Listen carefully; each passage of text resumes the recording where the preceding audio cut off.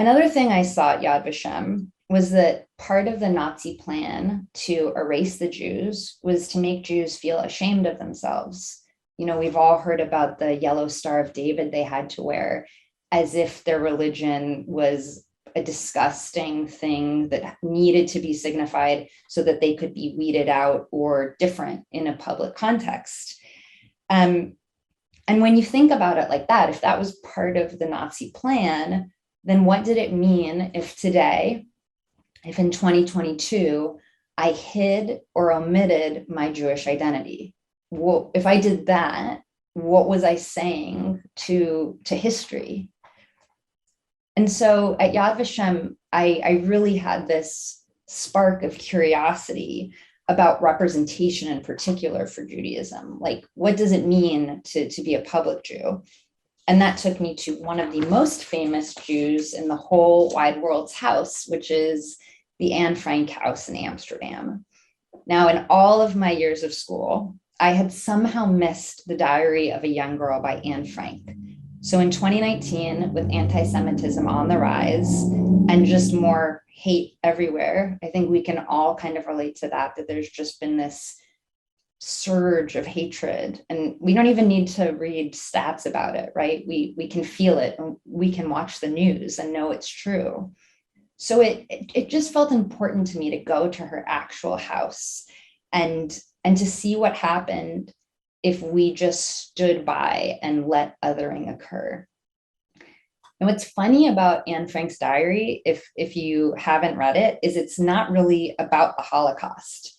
It's about being the all-consuming state of being a teenager. Anne was a total daddy's girl. In one entry, she complained, "Mummy gave me another one of her dreadful sermons this morning," she complained. We take the opposite view on everything. Daddy's a sweetheart. He may get cross with me, but it never lasts for more than 5 minutes.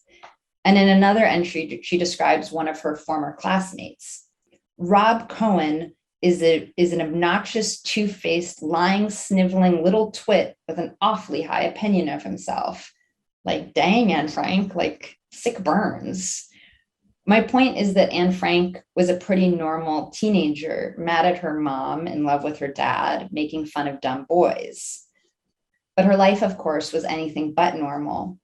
Only 1 month after making fun of that twit, Rob, she writes of living in her secret annex. And by the way, I should say that if you haven't read The Diary of Anne Frank, it's about the Frank family losing all of their rights under Nazi rule and eventually deciding to hide themselves in a wall, like behind a wall, at Anne's dad's place of work, a spice factory, where they lived for 2 years trying to outrun the Nazis.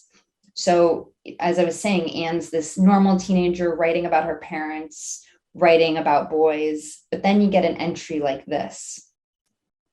"Not being able to go outside upsets me more than I can say, and I'm terrified our hiding place will be discovered and that will be shot."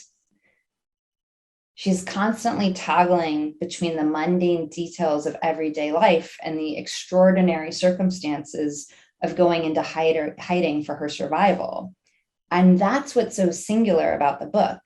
It's an account of continuing to live from within the worst case scenario. It felt unreal to me reading this book. I kept thinking that what happened to Anne Frank was not in some distant medieval time, where sorcerers were drinking mead, and hypothesized that you were sick because your humors were out of whack.